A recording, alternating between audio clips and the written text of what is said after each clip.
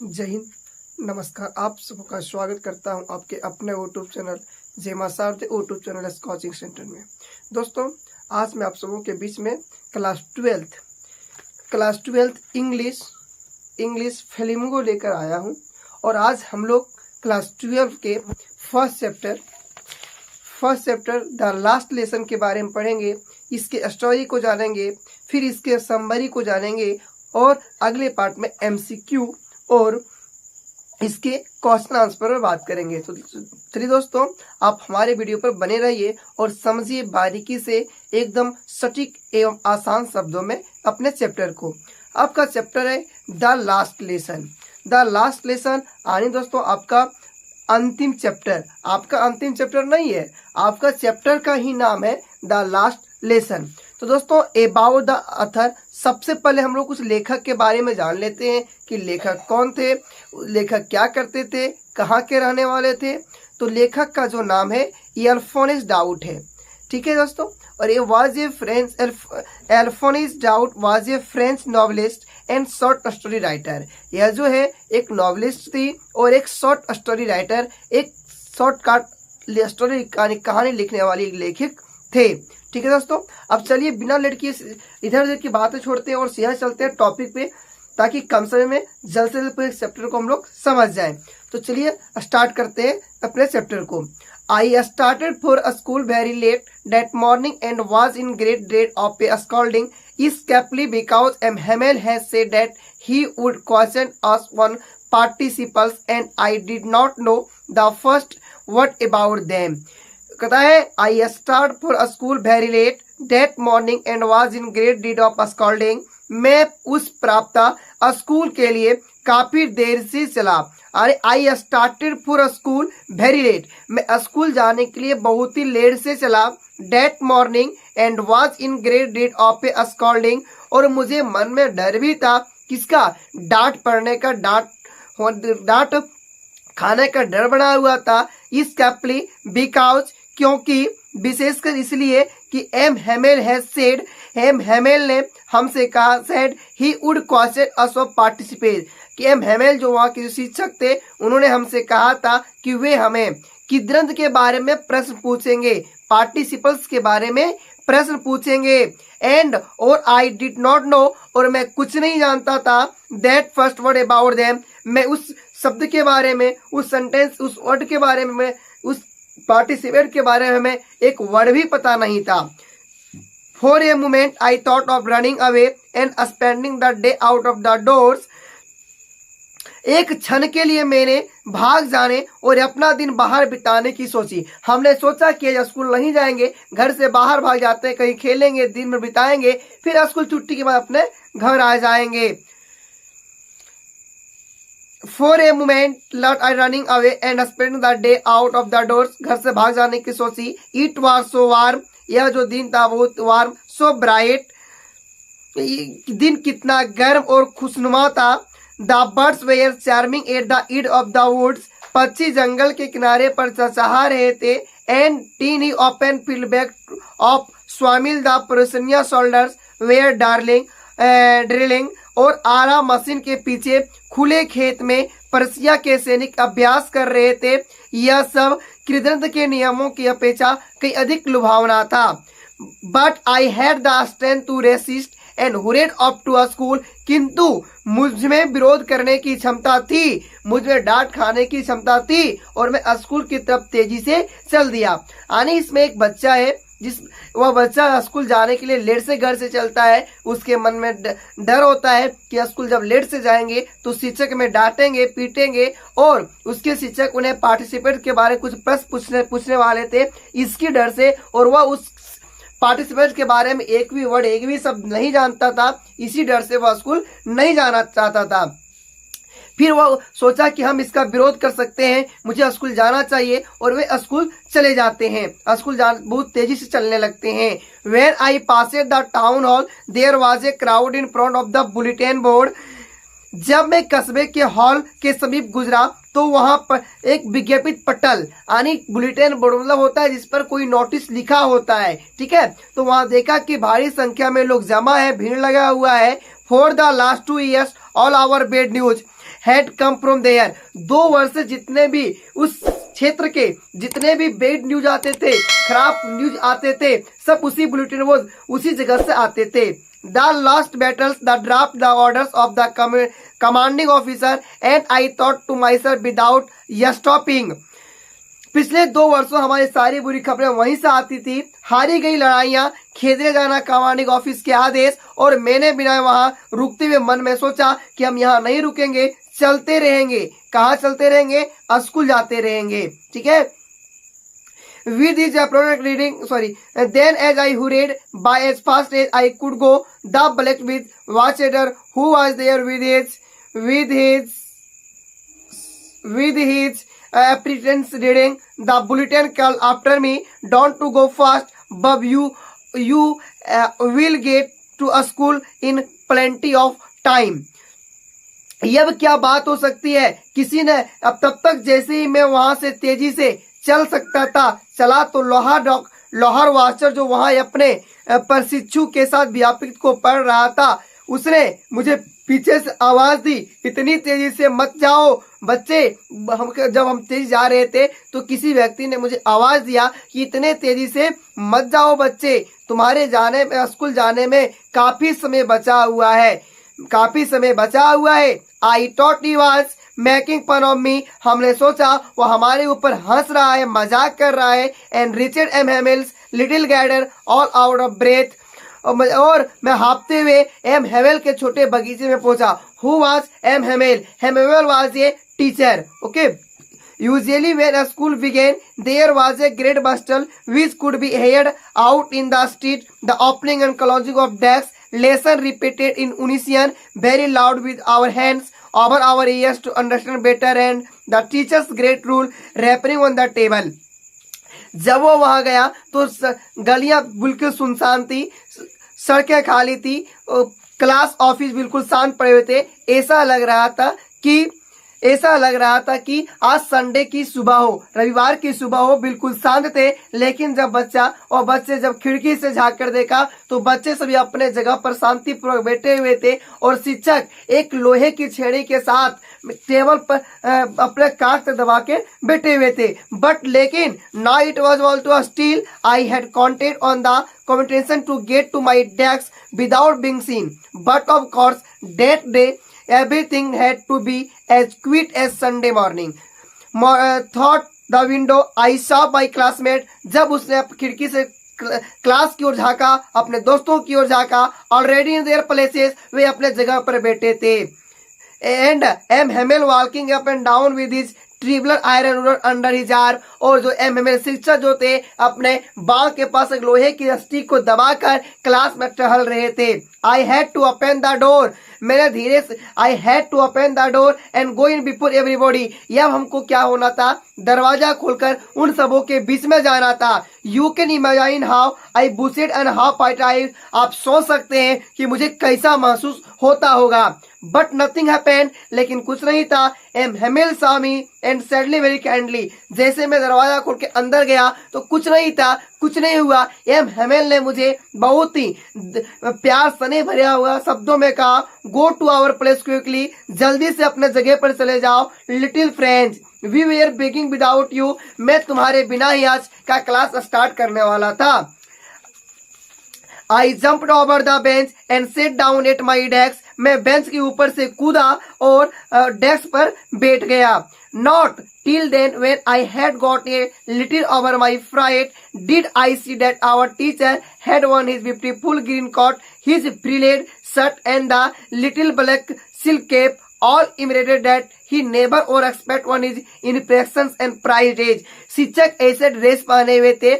वह ड्रेस खास करके शिक्षक उसी दिन पहनते थे जब किसी को कोई प्राइज देना होता था.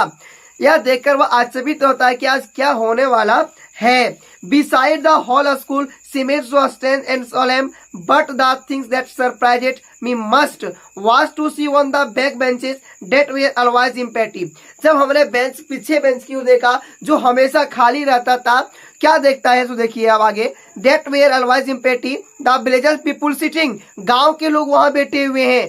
Quietly like ourselves, old houser with his three-cornered head, the former major, the former postman and the several other beside। यानी वह विभिन्न प्रकार के लोग बैठे थे, जैसे विरुद्ध हौसर थे अपने तिकोने टोप को पहने हुए, पूर्व महापौर, पूर्व डाकपाल और इसके अतिरिक्त दूसरे एन व्यक्ति बड़ी शांति से हमारे तरह बैठे थे।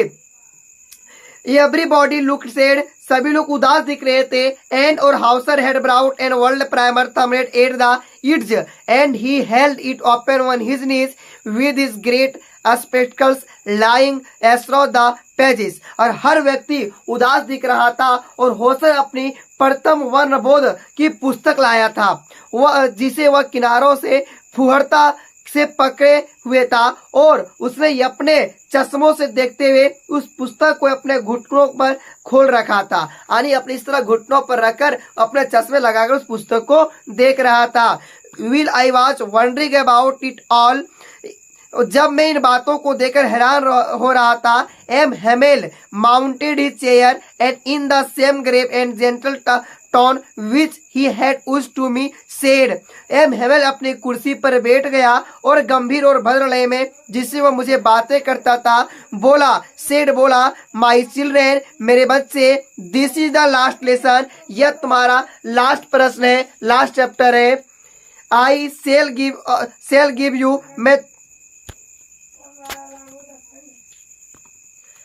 आई सेल गिव यू, मैं तुम्हें सिखा रहा हूँ। That order has come from Berlin to teach only German in the school of Alsace and Lorraine कहता बर्लिन से आदेश आया है कि अल्सेस और लॉरेन के विद्यालयों में केवल जर्मन भाषा ही पढ़ाया जाए, केवल जर्मन ही भाषा ही पढ़ाया जाए।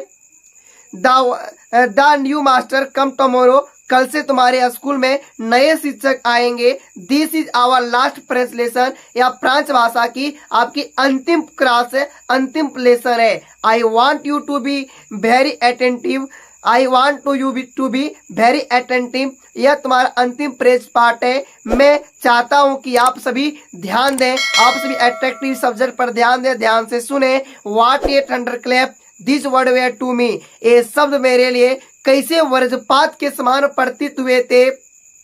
ओह the wretches that was that they had put up at the town hall, oh दुरात्मा, यह वही था जो उन्होंने कस्बे के हॉल में लगा रहा था। अब जब शिक्षक ने इतनी बात बताई कि यह फ्रांस भाषा की आपका अंतिम क्लास है, अंतिम पार्ट है, तो बच्चे के दिमाग में वह बात आती है कि बुलेटिन बोर्ड पर यही बुरी खबर वहां छपी हुई थी। माई लास्ट फ्रेंच लेसन, मेरी फ्रांसी भाषा का अंतिम सबक। Why I hardly knew how to write, क्यों मैंने मुश्किल से ही लिखना सीखा था। आने उसका एक अंतिम प्रश्न होता है कि हम लोग आखिर क्यों इस भाषा में लिखना सीखा था जब इतना जल्दी से बंद होना था। I should never learn any more, मैं कभी और ज्यादा नहीं सीख पाऊंगा। I must stop there then oh how sorry I was for not learning my lesson, मुझे वहां रुक जाना चाहिए। ओह, मैं अपने पाठ में नहीं सीखने या पक्षियों को अंडे को ढूंढने जाने या सार पर फिसलने के लिए जाने के लिए कितना दुखी था। Elasmic birds inks was going sliding on the shore. My books that seemed such a nuisance a while ago, so happy to carry my grammar and my history of the saints, were all friends, not that I could not give up, and am hammed to the idea that he was going away, that I should never see him again made me forget all about his ruler and how correctly he was. मेरी पुस्तकें जो कि थोड़ी समय के पहले ऐसे बाधा वाली प्रतीत होती थी कि इतनी भारी प्रतीत होती थी जिन्हें उठाना मुश्किल लगता था। मेरा व्याकरण, मेरा संतों का इतिहास अब मेरे पुराने दोस्त थे। यानी जो बुक था, जो बच्चों को पहले बोझ लग रहा था और धीरे धीरे उनके दोस्त बन चुके थे, जिन्हें मैं अब त्याग नहीं सकता था। अब वह उन बच्चों किताबों को नहीं छोड़ सकता था। और एम हेमेल भी विचार कि वह दूर जा रहा था कि मैं उससे दोबारा कभी नहीं मिल पाऊंगा। अब जब हेमेल भी उन बच्चों से दूर जा रहा था और उन्हें भी लग रहा था और बच्चों को भी लग रहा था कि अब मैं दोबारा एक दूसरे से नहीं मिल पाऊंगा। इस विचार ने मुझे उसकी छड़ी वह कितना झिझकी था इन सब के बारे में भुला दिया। पुअर मैन बेचारा, पुअर मैन मतलब यह गरीब आदमी नहीं, इसका अर्थ होता है बेचारा। It was in honor of this last lesson that he had put on his fine Sunday clothes, and now I understood why the workmen of the village were sitting there in the back of the room. बेचारा आदमी यह इस अंतिम पाठ के समान में था। उसने अपने सुंदर रविवार वाले वस्त्र धारण कर रखे थे और यह मैं समझ सकता था कि गांव के बुजुर्ग लोग आखिर बेंच के पीछे क्यों बैठे। It was because they were sorry to that they had not gone to a school more. ऐसा इसलिए था क्योंकि वे भी उदास दुखी थे और वे ज्यादा स्कूल भी नहीं गए थे। It was their way for thanking of our master for his 40 years of faithful service and of showing their respect for the country that was there no more. यह हमारे शिक्षक की उनके 40 वर्षों की विश्वसनीय सेवा के लिए धन्यवाद। यानी एच हेमेल जो थे वह 40 वर्ष से उस गांव में पढ़ा रहे थे, उस स्कूल में पढ़ा रहे थे। करने का उनका तरीका था और उस देश के लिए अपना सम्मान प्रदर्शित करना था जो कि अब उनका नहीं रहा था। और गांव के सारे लोग इसलिए आए थे क्योंकि एच हेमेल उस स्कूल से विदाई लेने वाले थे और वह 40 वर्षों से उस ग्राम के लोगों से जुड़ा हुआ था, इसलिए गांव के लोग उन्हें विदाई देने के लिए आए थे। लेकिन वे खुशी मन से उन्हें विदाई नहीं दे रहे थे, उनका मन बिल्कुल ही उदास था। While I was thinking of all this, जबकि मैं इस सब के बारे में सोच रहा था, I heard my name called, मुझे अपना नाम पुकारे जाने की आवाज सुनाई दिया। It was my turn to relax, अब मैं व्याख्या करने की बारी मेरी थी। What would I not have given to be able to say that dreadful rule of the participle or through very loud and clear and without on mistake। मुझे उस भयानक केंद्रित के नियम को बहुत तेज और साफ बिना कोई गलती किए कहने बनाने के लिए क्या नहीं सिखाया गया था, क्या नहीं सिखाया गया था। But I got mixed up on the first word and stood there, परंतु मैं पहले शब्दों पर अटक गया। Holding on to my desk, my heart beating and not daring to look up।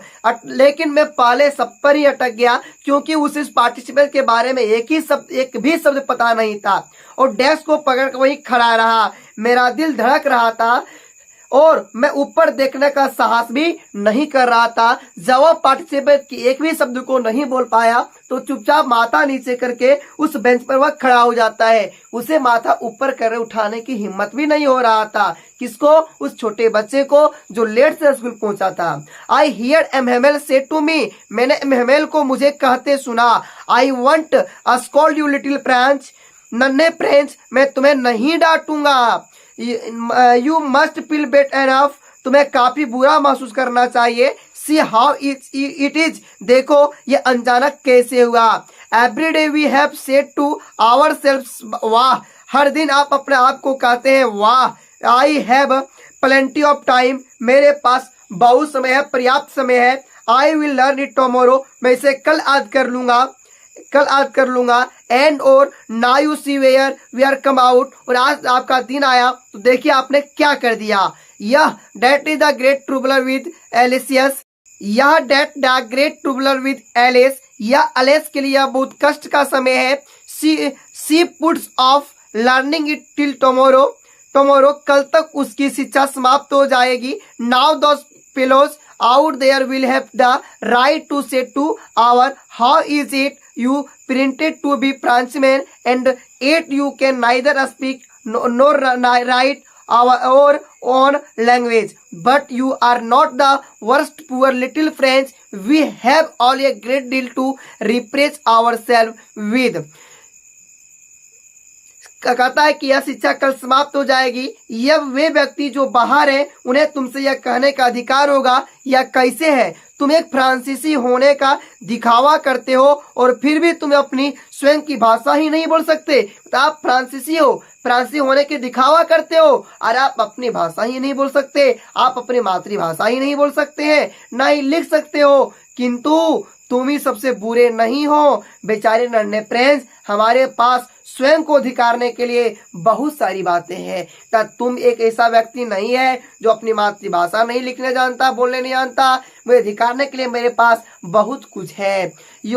और parents your parents were not exonians enough to have you learn. तुम्हारे माता पिता तुम्हें पढ़ाने के लिए ज्यादा उत्सुक नहीं थे. They performed to put you to work on a farm or ate the meals so as to have a little more money, and I have been to blame also. Have I not often sent you to water my flowers instead of learning our lesson? And when I wanted to go fishing, did I not just give you a holiday? तुम्हारे माता पिता तुम्हें पढ़ाने के लिए ज्यादा उत्सुक नहीं थे. उन्होंने तुम्हारे खेत में कारखानों में काम करने को ज्यादा प्राथमिकता दी ताकि कुछ ज्यादा धन प्राप्त कर सके, अमीर बन सके. और मैं तुम्हें भी दोष देता रहा हूँ. क्या मैंने तुम्हारे पाठ याद करने के बजाय अक्सर मैं फूलों में पानी देने के लिए नहीं भेजा? और जब मैं मछली पकड़ने के लिए जाना चाहता था, क्या मैंने तुम्हें छुट्टी नहीं दी? Then from one thing to another, तब तक के बाद दूसरी बात तक. M. Hamel went on to talk of the French language, saying that it was the most beautiful language in the world, the clearest, the most logical, that we must guard it among which us and never forget it. तब एक बात से दूसरी बात तक एमहेमेल फ्रांसीसी भाषा के बारे में बात करता रहा कि यह संसार में सबसे सुंदर, सबसे स्पष्ट और सबसे तर्कसंगत भाषा है. हमें इसे हमारे बीच सुरक्षित रखना चाहिए और इसे कभी नहीं भूलना चाहिए. Because when a people are invested, as long as they hold fast to their language, it is as if they had to key to their precision. Then he opened a grammar and read us our lesson. नहीं भूलना चाहिए, क्योंकि जब एक राज्य को अधीन किया जाता है, जितने लंबे समय तक वे अपनी भाषा पर मजबूत पकड़ बनाए रखते हैं, तो यह ऐसा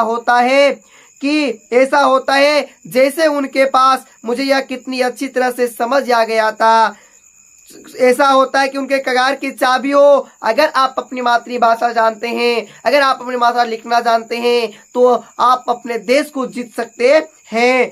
तब उसने एक व्याकरण की पुस्तक खोली, फिर उसने एक व्याकरण की पुस्तक खोलती है और हमें हमारा पाठ पढ़ाया.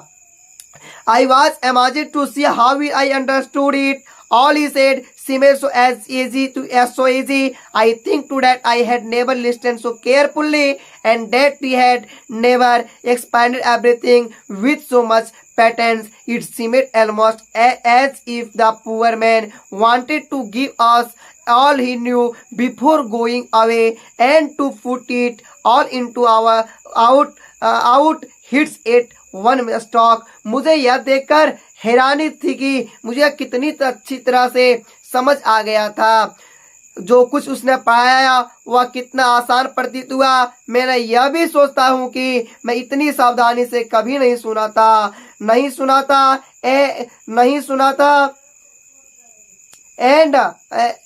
एंड और यह कि उसने इतने धैर्य से हर वस्तु को कभी नहीं समझाया था.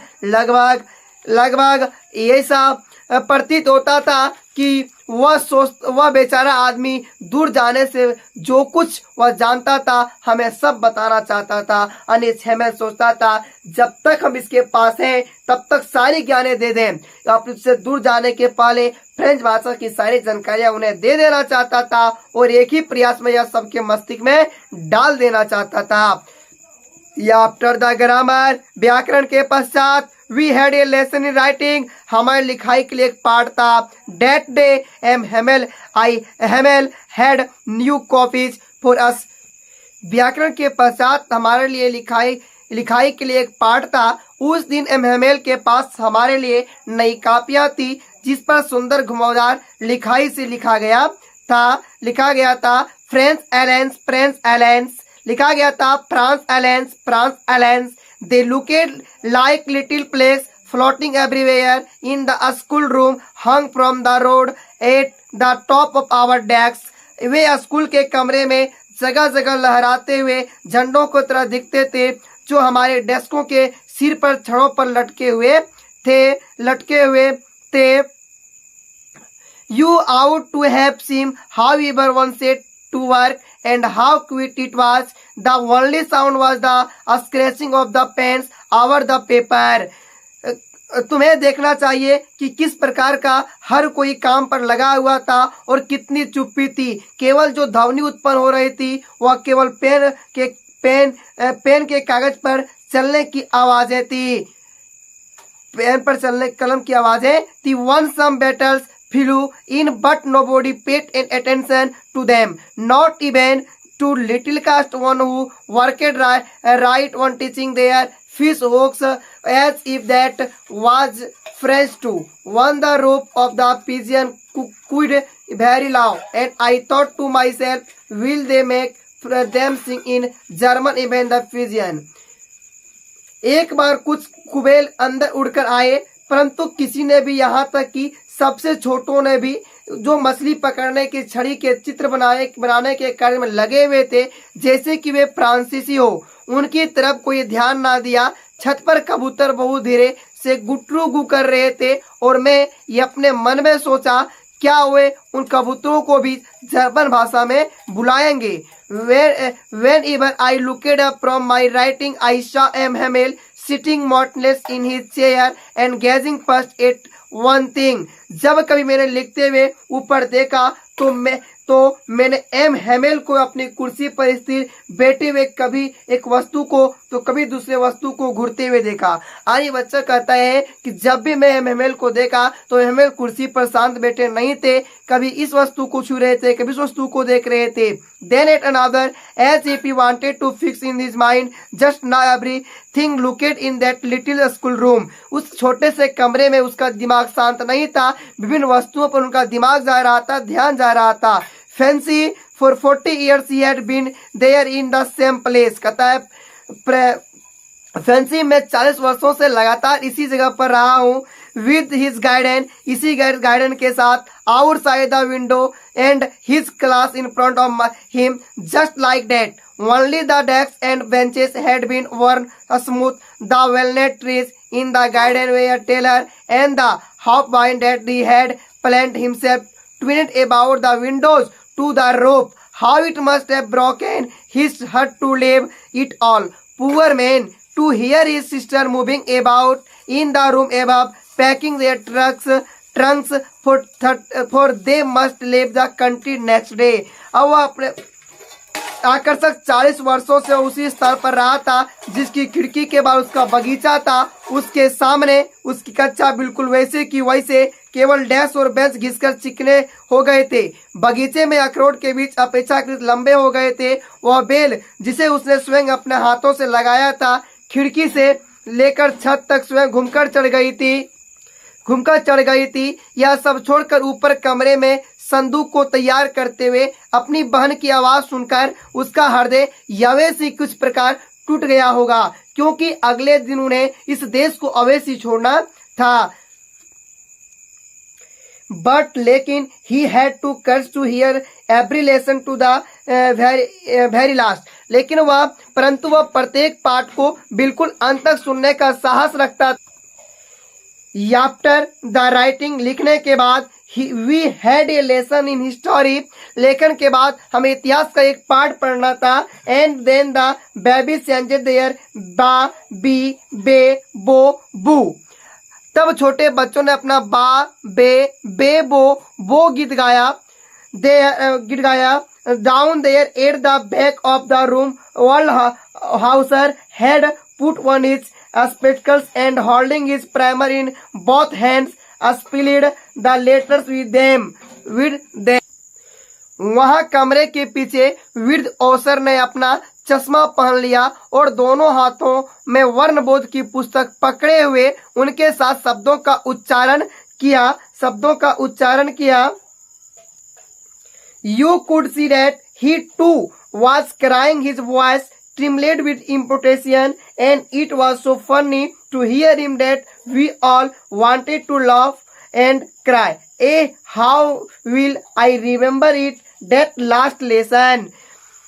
आप देख सकते थे कि वह तेज बोल रहा था, उसकी आवाज भावना से कांप रही थी और उसको सुनना इतना मजाकिया था कि सब हंसना और चिल्लाना चाहते थे। मैं कितनी अच्छी तरह से इस अंतिम पाठ को याद कर सकता हूँ। All at once the church clock struck 12, तभी अचानक गिरजाघर की घड़ी ने 12 बजाए। देन द एंगल्स, फिर एजलिस की घड़ी ने 8 the same moment the trumpets of the Prussians returning from drill sounded under our windows. उस पल प्रशस्तियों की जो अभ्यास से वापस आ रहे थे तुरही की आवाज हमारी खिड़कियों के नीचे सुनाई दी। M Hamel stood up, M Hamel भयभीत होकर अपनी कुर्सी पर खड़ा हो जाता है। Very pale in his chair, I never saw him look so tall, मैंने उसे इतनी ऊंचाई से देखते कभी नहीं देखा था। माई फ्रेंड्स, मेरे प्यारे मित्र, सेड ही, उन्होंने कहा। I but something choked him, he could not go on, परंतु किसी वस्तु ने मानो उसका गला रूट दिया हो। उसने कहा आई और आगे कुछ बोल ही नहीं सका। लगता है उसका कुछ वाणी ही बंद हो गया हो, वो आगे नहीं बोल सका। Then he turned to the blackboard, took a piece of chalk, and being on with all his might, he wrote as large as he could. तब वह साइमपट की ओर मुड़ा, चौक का एक टुकड़ा लिया और अपनी पूरी शक्ति को एकत्र करके वह जितना बड़ा लिख सकता था उसे लिखा। क्या लिखा देखिए, विवी ला फ्रेंड्स, वायुला ला फ्रेंड्स, फ्रांस अमर रहे, वायुला ला फ्रेंड्स, फ्रांस अमर रहे। Then he stooped and leaned his against the wall, and without a word he made a gesture to us with his hand.